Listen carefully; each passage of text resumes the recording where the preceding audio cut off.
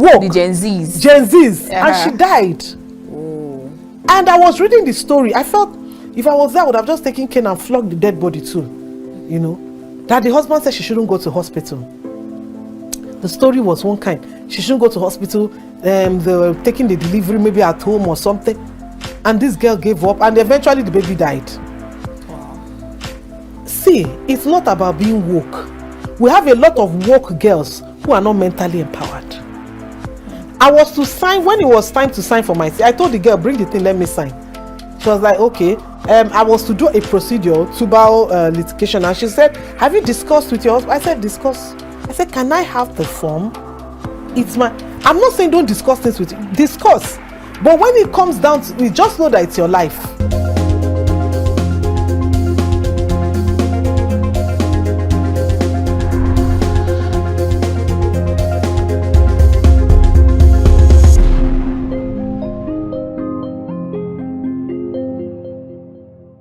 Let's begin our conversation taking a quote from Poppy Montgomery, an Australian-American actress. She once said, "There is nothing that anyone can say to prepare you for childbirth. Each woman's experience is so different. You never know how it will be for you." I agree with this one. Our second quote is from Mariah Morgan, an educator who helped popularize a childbirth preparation technique known as hypnobirthing, which has been used by British royals such as Kate Middleton and Meghan Markle, and also actress Jessica Alba, and hundreds of thousands of other women to achieve a calmer, gentler birth experience. She once said, "My dream is that every woman, everywhere, will know the job of a truly safe, comfortable, and satisfying birthing for herself and her baby." I like this one. Our last quote is from Cheryl Fieldman, who is a writer, a teacher, and not-for-profit communications manager. She once said, "There is power that comes to women when they give birth. They don't ask for it. It simply invades them, accumulates like clouds on the horizon, and passes through, carrying the child with it." Aww, don't you love this one? Let's see how all of this goes relate to what we'll be discussing this morning. Very warm greetings and welcome to The Conversation. You're reaching you from Kaftan's television studio here in the nation's capital, Abuja. Of course, I am Annabelle Oji. Now, you recall that heart-wrenching story or experience from Yemi Omoshola in December 2001, a woman from Lagos State, that's the southwestern part of Nigeria, who needed blood desperately. Her doctors attempt to induce delivery of her overdue baby had caused excessive bleeding. Unfortunately, the hospital had no blood bank. While her husband searched for blood here, there, and everywhere, Mrs. Omoshola lost consciousness and she died eventually. That's the tragedy a lot of women have gone through during labor and childbirth, especially in Nigeria. Now, talking about the abuse of pregnant women by healthcare provider, that is just another kettle of fish entirely. For some women, there have been reported cases where they experience or witness physical abuse by their hospital attendants. This includes slapping, physical restraints to a delivery bed, detainment in the hospital, and verbal abuse, such as shouting and threatening women with physical abuse. Women sometimes overcome tremendous barriers to reach a hospital only to give birth on the floor, unattended by a provider. The trauma caused by most women when they're about to birth their baby is second to none. Seriously, if you ask some women, what you will hear will completely shock you. So, what is your child delivery experience in Nigeria like? You care to share some of your story? Feel absolutely free to do so via any of our social media portal now showing on your screen, as we're ready to hear your story, and we are just one click away. Now, that said, our guest on the show today is the very beautiful Irene Ubah. She is the executive director, Crestville Academy. She is a public speaker. She is a girl, child, and woman advocate. She's an author, and she is a gender equality expert. She will be sharing her 9 months journey and experience in the labor room after over 10 years of birthing her supposedly last born. You want to hear the story, I'm sure. So sit back and relax. This will educate you. Most definitely. This edition of The Conversation is for everybody. Even the men should watch this one. We're back in a moment. Don't move a muscle.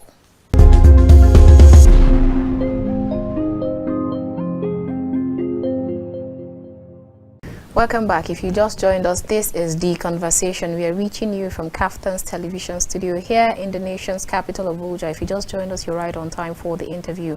Our guest on the show today is the beautiful Irene Ubah. She is a gender equality advocate or expert. You're welcome to the show. Thank you. Good day.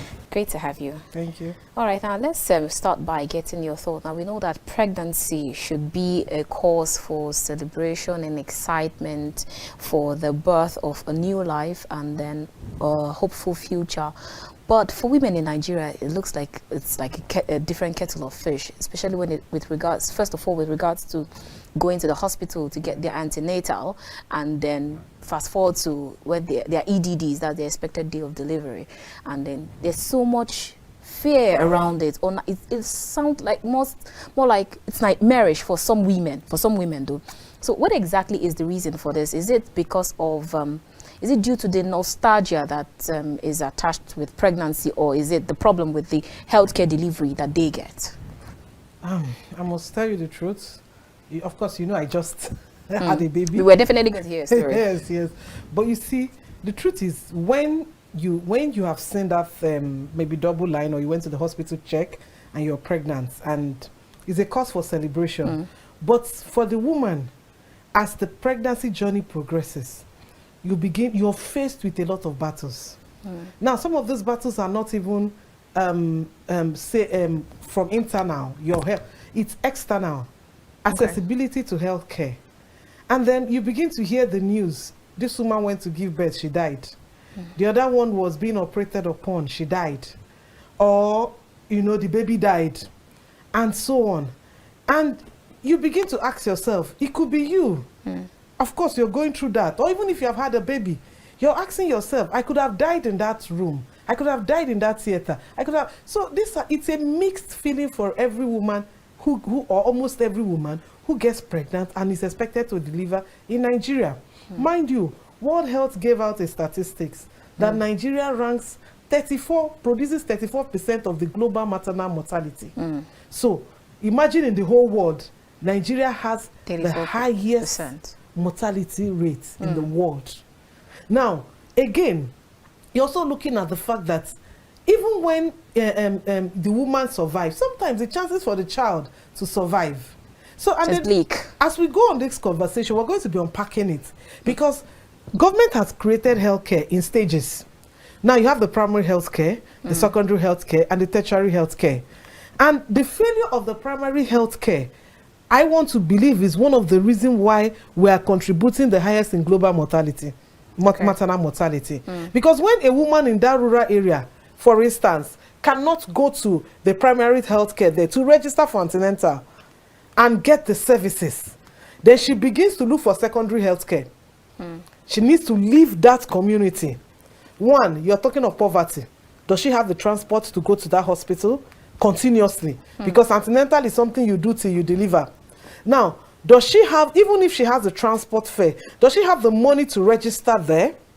And then in cases of emergency, how accessible is it for her to leave her community and get to the secondary or the tertiary healthcare? And we've seen stories where some people, they are even like driven in wheelbarrows, bikes, when it's time for them to deliver their children. Annabelle, the truth is, I keep telling myself that I don't know why I went through what I went through whether it's for a particular kind of advocacy for women. Because if you see, I went to a tertiary hospital. Okay. And I even registered for the VIP treatment. That's because I can afford it. But even with the VIP, I almost died. And it's still surreal to me. I'm still nostalgic about it. I haven't even come out of it. I can imagine. Now, and I sit back and I'm looking at myself who could afford a certain level of health care vis-a-vis the woman in some remote area in Nigeria who can't afford such. And I'm like, so what mercy is this woman relying on, if not for God, which we have always taken all our problems to, even the ones we can solve, the ones that government can solve for us, because we do not have them, we take everything. You know, so you say women in wheelbarrow, are you talking of the woman who already, the baby, they discovered at the point of delivery in some place that the baby was breached? And then they are carrying her with the breached baby, with blood, maybe the water had come. It's always horror. So when a woman goes through that journey and comes out alive, and the baby is alive, it's a cause for celebration. Because you have stood a chance of, you were between life and death. Albeit some people have paid the supreme price just to bring forth a life. All right, now talking about a childbirth in Nigeria, for some people will tell you there's different strokes for different pregnant women. So what exactly is it like what was it like for you? Was it like a bumpy ride, or was it walk in the park, a roller coaster of event? Tell us your experience. Okay, I was done with childbearing because my supposedly last child is supposed to be 10 in August. And all of a sudden last year I discovered I was pregnant, my 4th child. Now I had gone through 3 previous years. Of course, you don't need any soothsayer to tell you that this 4th one will be a CS again. We're going to talk about that CS part, because a lot of women will tell you that God forbid CS care. Okay, you know? Go ahead, please. So, and of course, my age 10 years ago and today isn't the same. Add a decade to your age. Now, there are lots of factors, you know, age is one of them, you know. So, I had preeclampsia, which is pregnancy-induced hypertension. I had some high level of GDM, that's called gestational diabetes, you know. And at some point, I had 3+ in my urine, in my protein in my urine, and they feared. What they call ketone. I don't even know the medical, because I had so many medical terms, I was tired, you know. And I had to go for kidney test, you know. At some point, they were fearing my kidney had problem. And even at the point I was wrongly diagnosed, one of the tests brought out a result that showed that I had some issues with my kidney, which was actually wrong. They had to go and run it again. Thank God for that particular doctor who noticed it and said, no, this is deranged. Go back and run it. And they ran it again. That's another different thing entirely. You know, so I had all of this. And by the time I got into the theater, I was being managed for preeclampsia actually. And I got into the theater, and I had issues with the hospital. At some point, they threw my file away. You know, 48 hours to my get into the theater, they couldn't even find my file. You know, and one of the things I have to tell women, but if a woman doesn't take anything out of this conversation, they should take the fact that they are responsible for their health. Nobody is responsible for your health. You are.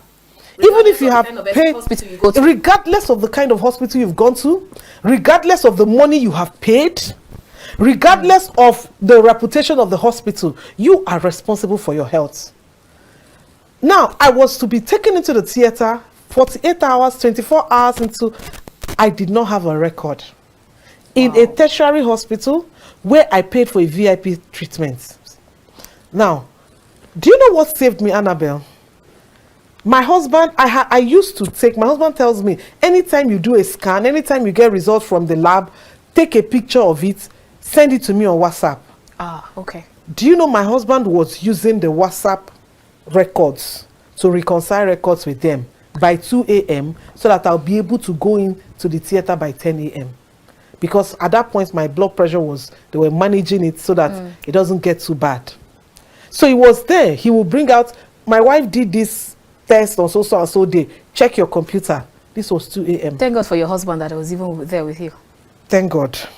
But whoever, it could have been people have different people who are their primary caregivers who helps them, you know. So you are responsible. I could imagine if my husband didn't have that, I didn't take those pictures. Now, maybe it would have taken one day for him to, because of course this is a big hospital where they run tests in thousands every day. So that was how they were able to get certain records to put into my file to go into the theater. And while I was in the theater, I had postmortem hemorrhage, which is, you know, bleeding, excessive bleeding. I bled and I had to be transfused 3 pints of blood. Now, again, it's a miracle. My baby came out, she was weak. Now I understand where you wrote, though I walked through the valley of the shadow of death, in that my testimony, because I went through the valley of the shadow of death. My baby came out, she was weak. They had to take her to ICU with oxygen, you know, and all. Now, postmortem hemorrhage is one of the leading killers of women during childbirth. I was in a hospital where they could get more blood to transfuse into my body. How many Nigerian women, how many, one in Yafunke in the village, one in Mama Obi in, how could have gone through postmortem hemorrhage and there's no blood bank in that hospital to transfuse blood? Normally when you're going into the theater, they keep 1 pint of blood for emergency. Now, they had finished the 1 pint. I was still bleeding. They had to send my husband to the blood bank to get 2 more pints. Oh, wow. Now, think about it. You see, we need to prioritize women's health in Nigeria. We need to prioritize women and children's hospital in Nigeria. Because I was, when I came out and I was getting myself back, and I was asking myself, not just because of me, how many thousands of women, how many hospitals have functional blood bank? I now asked myself, if there was no blood bank there, they would have started go to Wuse, go to here, go to there, go and look for blood. And that could mean the end of your life. You know, so that is part of my story. I can't tell it all. But you know what? I am grateful. When I came out, I still had post-eclampsia. My blood pressure was still rising, you know, until after about 6 weeks, it now normalized. So I had to be placed on 2 high blood pressure medicine, you know, and all. How many women can afford that? How many? I was taking a particular drug that goes for about 3,000 naira and it finishes in 2 days. So one of it, after 2 days, you have to buy another 3,000. I have to buy it again. Wow. And poverty level in Nigeria, it has been said that Nigeria, a lot of Nigerians are living below $1 per day. $1 is about 600 and maybe a fraction naira. Now, a woman who is living on 600 and something naira a day, and she has post-eclampsia or pre-eclampsia, will she be able to buy some of those drugs? It's I came out and I felt sad, not just because of myself. I'm grateful that I'm alive, but I'm thinking of a lot of women below the poverty line who can't even afford this. Is this how they just go? Because they happen to be in Nigeria? Because they are bringing forth life? And mind you, giving birth is a national service. Because if we all refuse to give birth, the government will begin to look for ways to have, you know, population, replenish young population. So that you give birth or that you have to go through that process, you're undergoing a national service. So my story, I'm really grateful to God. But again, in retrospect, I think about millions of other women. I can imagine. All right, now let's get a little bit more up close and personal. We know that you talked about that you fell pregnant after almost 10 years of your supposedly last born. And then we also know that recently you joined those in the 4th floor. That you became 40. And so, then now looking at the age, now you talked about the age being a factor. Yeah, it is. And now a lot of people would just become assistant God or PA Jesus and then tell you that at certain age you can never give birth again. But then it's a different thing for you. So how was your body able to welcome all of the changes that happened? Because now you have people like that who will tell you that it's not possible to have such happen. No, but women still give birth. You know, I've seen women who give birth in their 50s, you know, and all. But again, it's risky. Because when I went for antenatal, the first day, in fact, they just started with all the risk factor. Madam, you're 42 years. You've had 3 previous years. And then my 3rd child, I had slight preeclampsia. You had preeclampsia, which disappeared, but I'm not hypertensive naturally. But again, you see, at that age, a lot of women too are hypertensive. And also the risk factor is high. But that doesn't mean, because we're not God. A woman could have married late, maybe she even married early, she couldn't have a baby and all. But it again boils down to the kind of healthcare we have in Nigeria. Women have post-eclampsia, pre-eclampsia all over the world, and they are managed for these conditions. And they are managed well, and they have their baby, healthy. They are also healthy. For me, accommodate the changes in the body. Yes, there must be change, even if you're young. But naturally, I'm a hyper person. But you see, this one, I was nowhere to be found in the radar. This one actually I humbled you, I disappeared guess. from social media. In fact, I had people sending me messages, asking me, Irene, are you okay? Because it was so bad that I won't completely. If you had called me to come on air, I wouldn't come, because I had to be monitoring my blood pressure, sending WhatsApp message to the consultant every morning and every night, and anytime I felt some kind of headache, I had to do that. And then with a bit of high GDM, and I kept having this what's it called, constipation as well. I've never had such constipation before. Everything they gave me was just not working. So with all of that, they said age contributed. Yes, I agree. But that doesn't mean that women can still have babies, because you don't know, everybody has their own story. Some didn't marry at 20-something, like some of us. Some will still marry at 40, and they will desire to have their children. But I only beseech them to go have proper health care, and be responsible for your health. I go on Google, I read things, but not for self-medication. And then again, we have a problem with health practitioners in Nigeria.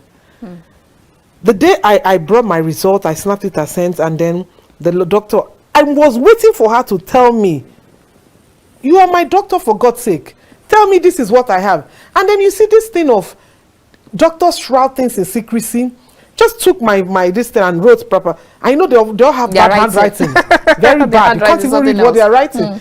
And then I'm asking her, I said, doctor, what was the result of the test? I paid for it. Exactly. And then she was angry. She was almost getting angry that I was asking. Even when you have a right to know what the result is. I am telling women, you have a right to know. I see women take their children to the hospital, and I ask, so what did the doctor say? They say, the doctor wrote something to Gam. No. You have a right to know what is wrong with you. It's your body. At the end of the day, you're the one that will swallow that medicine. You're the one that will take that injection. Why shouldn't you ask a doctor to know what is wrong with you? And then I know they get angry. And even when they get angry with me, I say, doctor, please be calming down. No. Because it is my life we're talking about here. So it was there she now said, okay, GDM, that your GDM is high. And like, what does it mean? Break it in layman terms. I did not study medicine. I studied something else. So break it and say, okay, it means that your sugar level is elevated, kind of. You might need to go and see, is it an endocrinologist or something? But you were not willing to tell me. So how would you have known if she didn't tell you at the end of the day? I don't know. So and then you see a lot of women. I had people even in the same so-called VIP section we're in who did not even know what they were going through. And they'll tell you, okay, they say, I said no. I said, go and ask the doctor, go back and ask. Because you can't be taking treatment of what you don't know. And then even to help yourself. Now, I know I have some slightly elevated sugar. I know I need to cut down on certain things I eat. I need to stay away from probably I love watermelon. But watermelon has lots of sugar. So naturally on my own, I started Googling the foods I should stay off. Okay. And that's why I come again. You are responsible for your health. Nobody. So I Googled again. So I stayed off watermelon. I stayed off some of those things that had. But you need to know what is wrong with you first. And I see women carry babies and they go to they say, the doctor said, maybe. I said, so why did you go to the hospital first? If you don't even know what is wrong with the child, you could have as well sat at home now. So you go to the hospital, you should know what is wrong with the child and then discuss with the doctor. And this is calling on health practitioners, healthcare. Don't shut people down. I know they're under pressure. That's another gamut of whatever. They are under pressure. Lots of cases, lots of people before them. And Sometimes they now talk about the pay. massive exodus of brain drain. Oh, that's another thing. And I don't blame them in any way. Is that actually the reason why you have them in short supply in some of the healthcare? Yes, like the hospital I used, I kept asking them, they say, oh, that doctor has gone to UK, has gone to Saudi, has gone to, you know, and all. Again, you don't blame people for seeking greener pastures. But they should employ more hands and remunerate them well. I was just listening to one program yesterday, and they said hazard allowance for doctors is 5,000. 5,000. 5,000. I counted 1, 2, 3, 4, 5,000 hazard allowance. Hazard, you know. So why would that doctor not want to seek for greener pastures? If the doctor was your brother, will you not encourage him or her? You know. So it's also part of it. Okay. So we need to prioritize healthcare. The threshold in budgeting for healthcare globally, the acceptable threshold is 15% of the budget. Last year, government did 7%. I don't even know what this year, because with my condition, I didn't even look at all those their things. So when you are doing 7% of your budget for healthcare, I don't know the kind of healthcare service you want to get. And I was hoping that with COVID, you know, COVID exposing the weakness of our health institution, that there was going to be some kind of upping the game. Yes, that, oh, COVID actually exposed us. We're not praying for another pandemic. But in the absence of a pandemic, that is when you should even prepare very well. Okay, so now you talked about with the disruptions caused by COVID, we should have, at least that should have helped us to up our games. But then we've had women who have been governors, who have been one thing or the other. So is it that they have not been advocating much to ensure that the healthcare delivery service is at least at par with what we have in the advanced countries? Annabelle, we've not really had women in the very critical leadership positions. But we have women as Ministry of Women Affairs, we have them with the humanitarian disaster management and all. But now look at the ratio of men to women in those things. Now let's take for the instance the Senate. I think we have just about 6 women in the Senate, and there are 109 senators. 6 minus 109, so the men are 103. Now, even healthcare goes beyond just having women. Exactly. It goes beyond having women. Because you have a wife. You have a wife, and then you see, every woman in every society, like this. So I think there used to be a jingle that says "Healthy women, healthy society." Now, when your wife or the woman in the house is healthy, it translates to everything in the house. When she's ill, the same thing. When I was in the hospital, you know, because I had to do extended stay in the hospital. I mean, my children, my husband will be, by the time he comes to the hospital to bring food, he's looking scattered. Then my daughters were looking their own scattered, and they will tell you that they were looking for one thing and all. And that is when it boils down, it tells you that the importance of women of a woman in the home. And because of that, we must prioritize women's health and children. A woman, see, World Health says that women, that healthcare, you know, is accessibility to healthcare is a factor of gender too. Because just being born a woman, you must bleed every month. At some point in your life, you get pregnant. At some point in your life, you're exposed to, because of, you have menopause, you stop bleeding, which is another. So you find out that women need more healthcare services than men. I know men will come and say, don't we get sick? Don't we?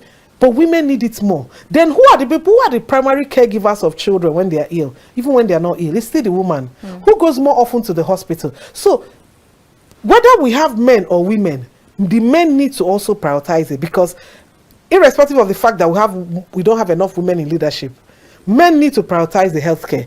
And of course, we need to also push in and make efforts for more women to be in position. Imagine if tomorrow I made something. I mean, with the experience I've gone through, no woman should go through that experience. None. All right, now still talking about the age factor. They used to say that life begins at 40. Yeah. So when it comes to child delivery, childbirth, is that a myth, or it is another kettle of fish entirely?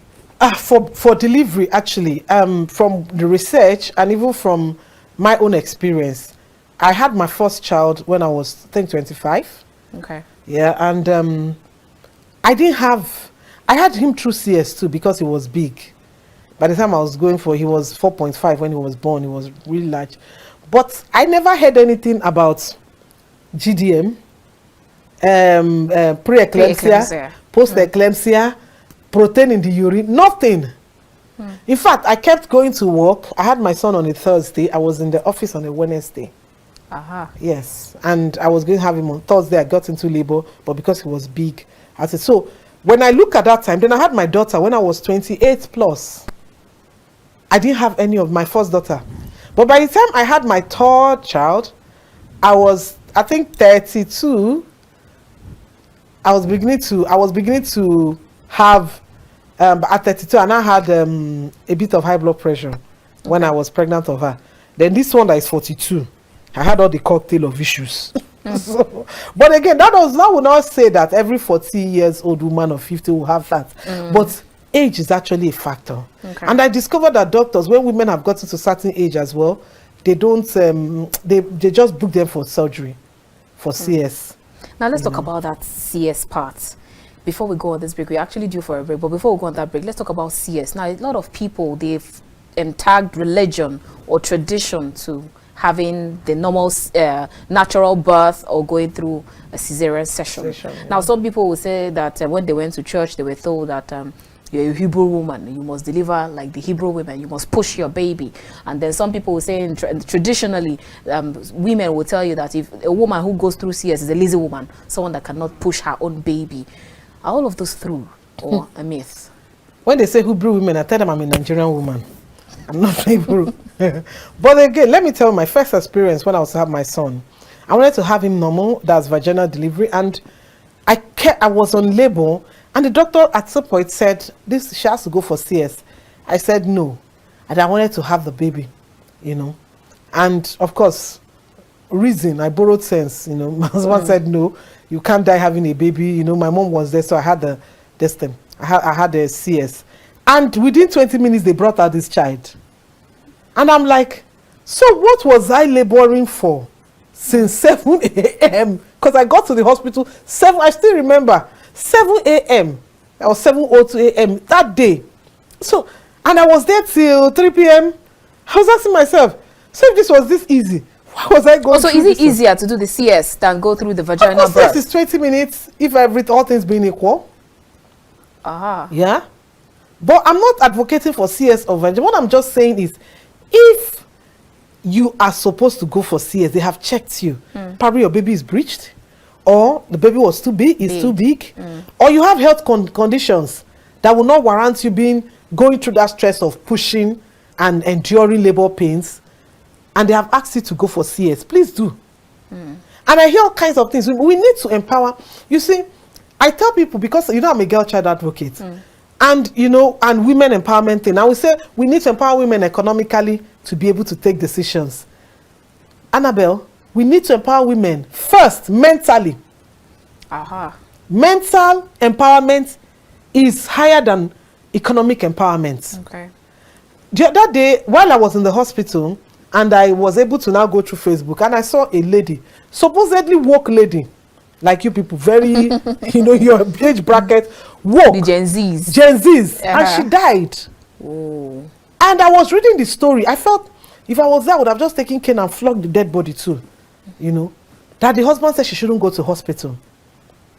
The story was one kind. She shouldn't go to hospital. They were taking the delivery maybe at home or something. And this girl gave up, and eventually the baby died. Wow. See, it's not about being woke. We have a lot of woke girls who are not mentally empowered. I was to sign, when it was time to sign for my, I told the girl, bring the thing, let me sign. She was like, okay. I was to do a procedure, tubal litigation, and she said, have you discussed with your husband? I said, discuss. I said, can I have the form? It's my, I'm not saying don't discuss things with you, discuss. But when it comes down to, we just know that it's your life. I have heard stories where they said the husband said the wife should not do CS. And the woman went into labor and maybe died, or the baby died. I haven't heard of one who's a medical doctor, that the husband is a pastor and doesn't believe that women should go give birth through CS. And as I'm telling you, that woman is in the grave and the baby died too. Wow. Mental empowerment, women must be mentally empowered. That medical doctor has money, economic empowerment, but mentally she's not empowered. we have to raise our girls to have mental empowerment, to think of themselves beyond what people are telling them. So your husband says you should not go to register for antenatal, and you are home, and you're pregnant, and then it's time to deliver. Your husband says no, he doesn't want CS, and they're saying your pelvic is small. You say no, my husband is already praying for me that I will have the baby, like the Hebrew women, and you die. So mental empowerment supersedes economic empowerment. I know it's good for women to be economically empowered, but they must be mentally empowered to be able to take decision for themselves. Clearly, there's more that we can learn from this conversation. Let's go on this quick break, and when we return, we will unpack so many things with our guest, Irene Ubah. I'll see you later. Don't move a muscle.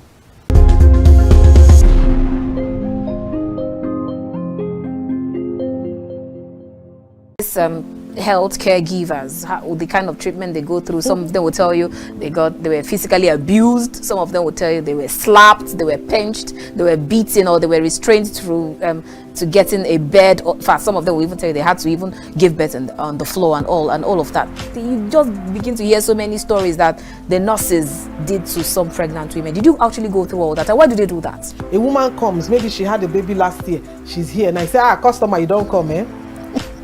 What is that? You're shaming the woman. I've heard stories where they say, oh, you are shouting there when you were doing it. Were you not laughing? Is that part of the job description they gave you as a nurse or a caregiver?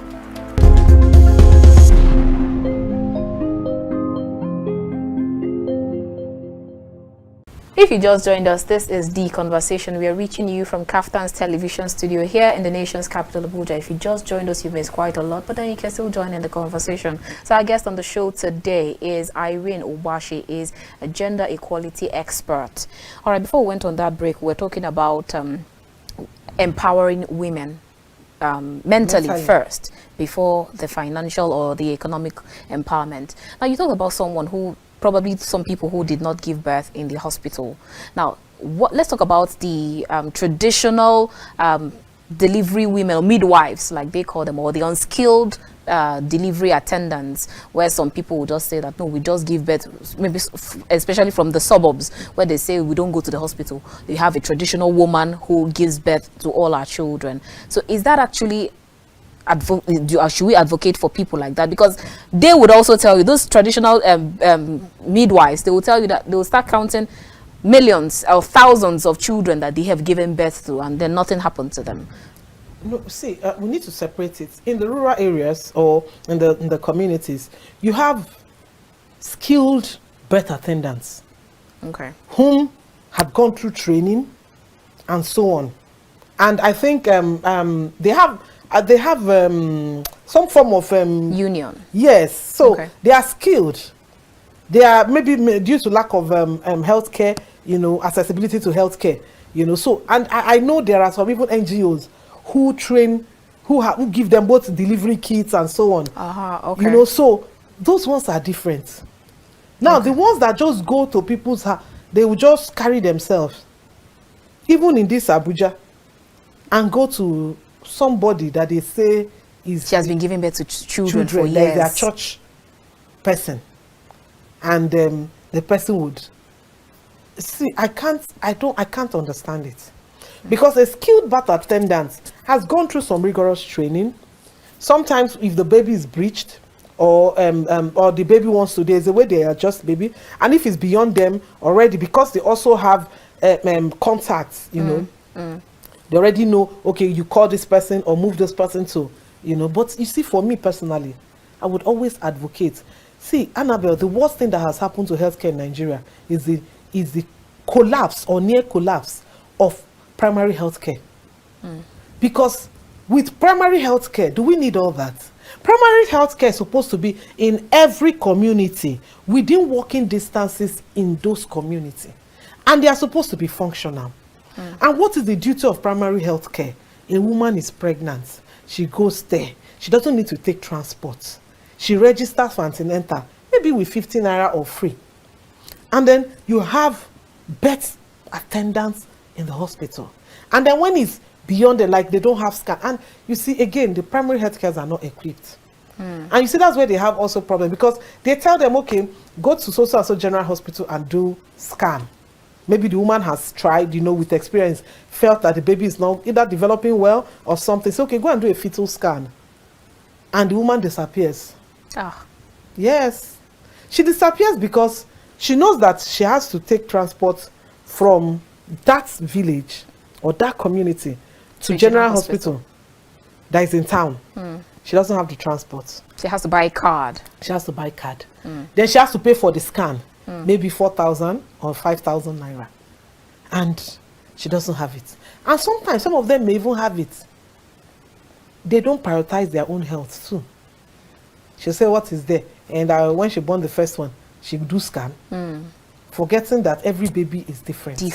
And comes with their own whatever, the way they have decided to come, and so on. And then she forgets that when she had that her son was 3 years ago, 3 years has been added to her age.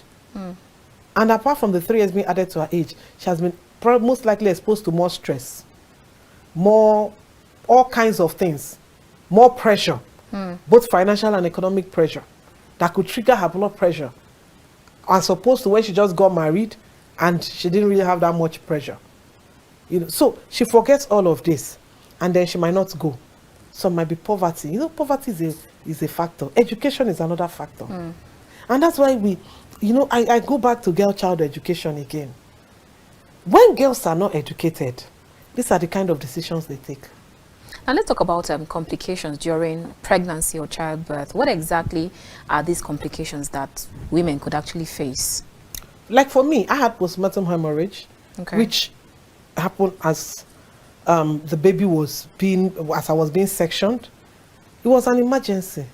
It was something that could have led to death. There are other complications. Some could be, there was a lady, that was brought in while I was recovering, and I was in the recovery theater, that's what they call it. And I remember that midnight, this lady was, they were just saying emergency. And the doctors, God bless doctors. True. This was 3 a.m. I was actually in pains because I just was a few hours after my surgery. And the ones on night duty, and if you see, within 3 minutes or 5 minutes, these people were already in their green, rushing to the theater. Oh, wow. Now, eventually, that woman was brought to my ward. And when she told me her story, she was pregnant for twins. She's been coming for antenatal, and the book date said she would deliver normal, she will have a normal delivery because she's had history of delivering normally, and she was just okay, and she's young. Okay. And all that, they look at certain factors. Okay. And she's had 2 babies or 3 before, and all. So, but why she got into labor in the night, and they brought her to the hospital, she was able to birth the boy. Then the girl was to come out. No, the girl was to come out. The girl turned and put out her hand. Whoa. So, while she had had the boy, and they were just to take delivery of the girl, she turned and pushed out her hand. Wow. Of course, you can't birth a baby in that position. Definitely. So they had to take her to the theater. Wow. Immediately. And that was how so that's a complication. It was never planned for. And they never see such during the you don't scan and see. all. Because her baby was normal, the positions were normal. Because if they were breached from, they could have, told her that she will have a CSE, from the beginning. But the baby was normal, her blood pressure was normal, her protein, everything. So that complication happened while trying to deliver. And there are other complications like that. There are some where some women have the baby and the placenta wouldn't come out. So again, that's a complication that you never planned for. So there are different kinds of complication that could arise. All right, now we know that over time we've seen Nigerian women, they will just prefer to travel abroad to give birth to their children, and then most of them will complain about is because of the healthcare delivery that we have in Nigeria. So what exactly can be done to better the lot of this public healthcare delivery, either public or private, whichever one? Please, if you have the money, go and deliver. True. Because life is so important. And I want to tell women, see, your life is so important that if it just goes I always say it, your children can never have a mother again. Your husband may have a wife again, he could remarry, but your children will never have a mother again. So you need to be prioritized. So if you have the money, go, if you can afford it. But for those of us who are here, of course, I'm not going through that route again, but for the women who are here who can't even afford it, Google. Try, because yes, I'm going to talk to government, but your own self, try and begin to do research. What do I not need to take? Because sometimes they don't tell you all of these things. How do I stop my not to have high blood pressure? Then for government, we can't say it enough. How do we prioritize healthcare for women? How do we make sure that women accessibility and affordability? Because it's one thing to have an accessible healthcare, it's another thing to be able to afford it. So we're looking at both accessibility and affordability, and of course not compromising quality. Okay. Now Nigeria doesn't have national coverage, healthcare coverage. When NHIS came, everybody was happy. But now NHIS focus more on the civil servants. And how many are civil servants compared to the population of Nigeria? Of course, they now have private HMOs that now came up for, But you see, even at that, the education is so low. I don't know if my auntie in the village knows what is an HMO. Talk more of going to register. And maybe small something is being taken away from her little money. Salary. So the awareness of health management organizations should increase. Then, government needs to also prioritize the needs of the health workers. I was supposed to be given a wrong injection because the nurse on duty, she was tired. She didn't know what she was doing. Oh. She was tired. She had gone throughout the night. And then I told her, I said, please check it again. I can't even tell you. I said, check it again.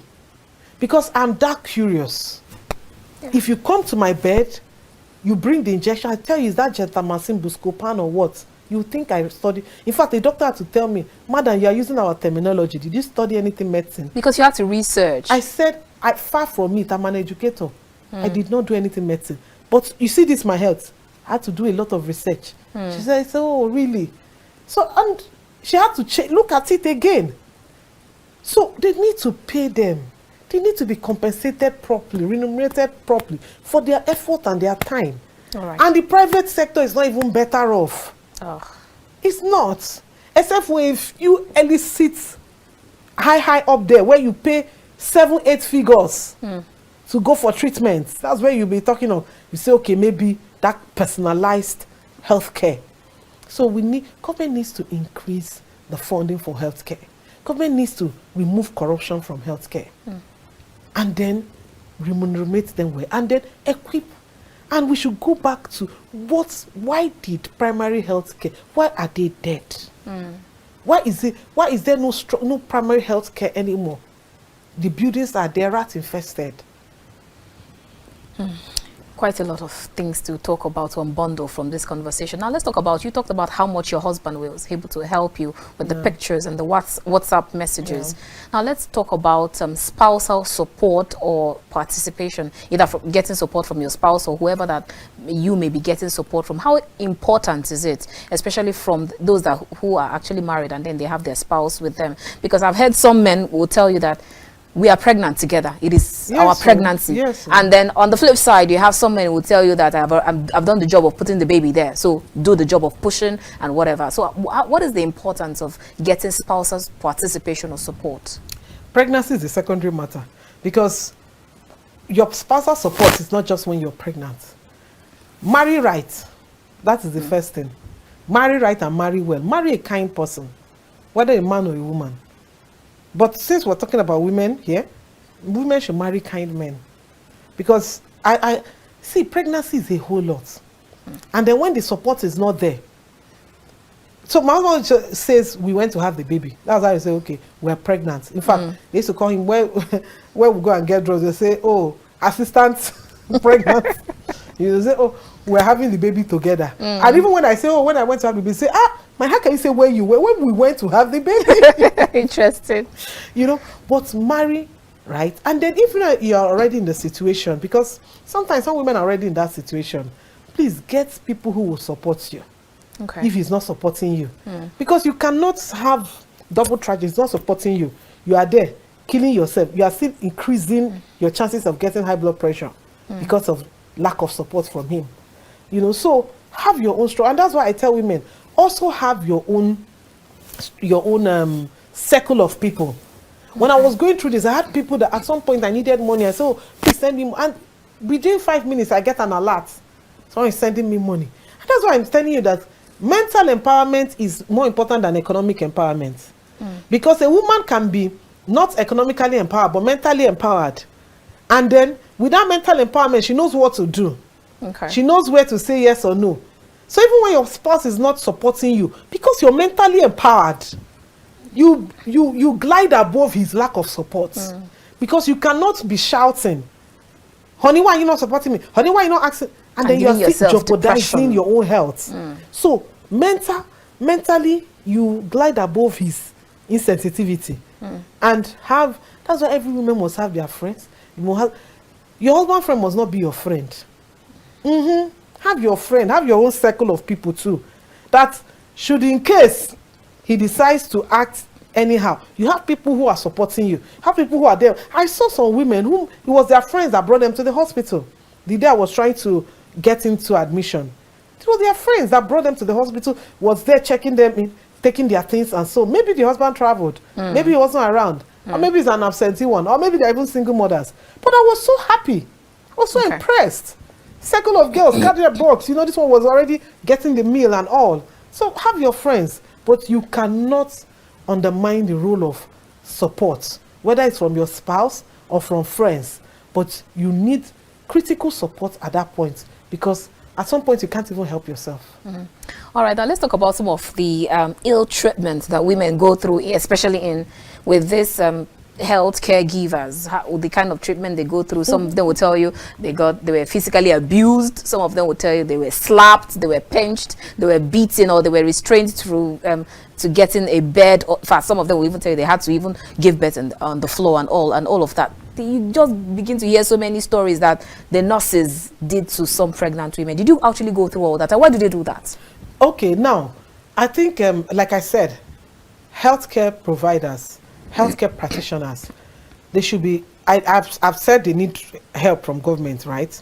But again, they also need to help themselves. Sometimes they are not humane.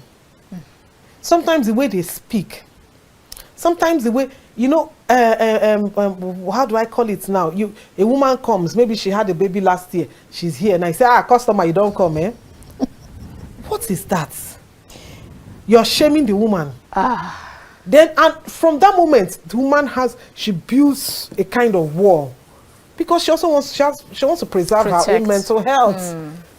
Then you see the ones that say, I've heard stories where they say, oh, you are shouting there when you were doing it. Were you not laughing? Is that part of the job description they gave you as a nurse or a caregiver? Now you also have, and then again, there's this point, Annabelle, there's this, do I call it a disconnect between departments in hospitals? Now, when I had my baby, I had post-eclampsia. Okay. And post-eclampsia means that my blood pressure was still very high, and I wasn't allowed to move around. Okay. At some point, my blood pressure was 183. In fact, they literally were to chain me to the bed. Oh, wow. Now, my baby was in the ICU, so I couldn't go and see her. I didn't see my baby for almost 5 days after delivery. Yes, I only saw her when they brought her out, and they showed me, and they rushed her out. Now, my mom was the person going, my husband and all. Okay. And so the day my blood pressure had come down a bit, about 160, I was told to go and see my baby. So I managed and got there. And what this nurse will greet me with, the person who was in the ICU, finally you have come. And I lost it. I can imagine. I lost it completely. I gave it to her like somebody in Mushi. I gave. And for those who does not know where Mushi is in Lagos. It's a suburb of Lagos. I gave it to her. Because I can imagine. I was like, Is there a way that a woman will go through 9 months of birthing, of carrying a baby, and then go through CS and had postpartum hemorrhage, and will not want to see her own child? When I wasn't okay, of course, there's something called the postpartum depression, which is also a sickness on its own, and you should be empathizing with the woman. Now, but mine was not postpartum hemorrhage. Mine was not postpartum depression. Mine was post-eclampsia. And then I couldn't even do anything. All I knew was they would give me some drugs that my body goes hot all of a sudden so that I could be passing out urine. And then I managed to come up there. You're telling me finally you have come. By the time I was done with her, I told her, madam, I was fighting for my life. I have to be alive to take care of this baby. And then when I came, she told me come back in 2 hours time to breastfeed. And I couldn't make it in 2 hours time because at that point they had given me another injection that was to make me sleep because of. So I now came back. And meanwhile, they start giving the baby formula, So I came in after about 4 or 5 hours, and she told me, she said, so this is the time you're coming. Another one. And I told her, I said, I have to be alive to take care of this baby. I am fighting for my own life. She's fighting for her life as well. But I'm fighting for mine. And if I don't fight for mine and I give up, there'll be no mother to take care of her. And that was how she kept quiet. So there's this disconnect. You have people in the ICU, in the neonatal, doing everything that they're in the interest of the child, not the interest of the mother. Then you have the ones that are in the interest of the mother and they're not even bothered about that of the child. So there's a disconnect. All right. So we need to, there's so many lapses in the healthcare. So many lapses. You have the ones who feel that this job, they are managing it. And then they just bring it all on you. On you. And even when I had to tell one nurse, and my mom said, no, I shouldn't have. I said, no, if you're tired of the job, resign. I just had to tell her. Because I saw the way she was just so angry. You're trying to take blood pressure, And when you're taking blood pressure, even the machine, they write the instruction. The person is supposed to be seated somehow, and you who is taking the blood pressure, you're just put the thing, you get a deranged reading or a different reading. And then you're there talking, and when you get the wrong reading and you write it there, the doctor looks at it, that will inform what medication they will place you on. And I was like, you don't put that. I said, please, if you're tired, resign. A lot of Nigerian men have different tales to tell when it's with regards to the nurses and then caregivers in hospitals. If we have to start on that one, that's like another discussion entirely. I think government should enumerate them well, and they need to improve on themselves. And then love the job. My husband says that every other profession, you can do it and not love it. But medicine must be a profession that you must love. All right. Because you just have to. These are lives. You could one slip of 1 minute, 2 minutes, that person could be gone for life. So it's a profession that you must love. All right, even as we begin to round up, we'd like to get your last words to women or couples who are actually waiting on God. They've been praying and crying, and then some will tell them that at this age, at XYZ age, you cannot give birth again. But then we've seen that there's still, God can do anything at any age at all. So we'd like to get soothing words to this kind of families or women who are going through this and are watching us right now, that not impossible is nothing. Impossible is really nothing. For people who are waiting, I heard a story of, I think 21 years, they now had a baby. After 22 years, just dedicated their baby recently. Oh, wow. So impossible is nothing. But while also waiting, they could explore other routes. I know in Africa here, in Nigeria, we don't like to talk about adoption, surrogacy, IVF. There are other channels. Like my pastor preached a message some years ago. She said, why are you against adoption? After all, Jesus adopted us. I will not adopted. So why are you against it? And truly, while you're waiting, it could just be that adoption that could even open for you. Because we have seen where a woman, where a couple adopted, and less than a year after, she took in. She became more relaxed. You know, so but in any case, I tell people that there are lots of children out there. You know, while you're waiting, nothing stops you from trying, even going. Do you know there are some people that while they are waiting, they don't even bother checking themselves to really know. Then you have people who have secondary infertility. The primary infertility is that you've not had at all. Secondary infertility, you have one and you have not been able to have another. And then you're waiting and all. And you know, some of them, they don't bother. They'll tell you no, that since they were able to have the first one, why would they be able to have another one? There are so many tests, there are so many treatments. And couples should be united in it, because I've seen where the woman is willing to go for treatment, but the husband is not. Saying that he knows that in his family, that they don't waste time in having They're okay in their they're families. okay. That his father, how many children, they had to beg him to stop scoring goal. So he knows, you know, so there are things like that. So, but couples should be united. Okay. When you're going for, and whatever you're going, and let me address the women more, because it's a woman that feels, especially with stigma, you know, in this part of our world, you know, and all. So women go to different places. Please, avoid cryptic pregnancies. Avoid places where they tell you that will make you pregnant and this is the only place you're going to have the baby. Then you know you have been scammed. That's wrong. It's not right. All right. You know, and then avoid places where they are telling you, but just if you believe you're going to have, pray to God, believe, and if he needs you going to the hospital to do alternative IVF or surrogacy, or go for, be open-minded, discuss with your partner. It's been a wonderful time having this conversation with you, Irene Ubah. Thank you so much for your time with us, and thank you for sharing your story. It's a pleasure. Thank you. All right, viewers, I'm sure you must have been enlightened, educated, and at the same time entertained. We've been chatting with Irene Ubah. She is a gender equality expert, and it's been a wonderful time. I'm sure you must have learned from every story that she gave here on the show. I'll definitely see you again next time. From the nation's capital, Abuja, I am Annabelle Oji. God bless Nigeria.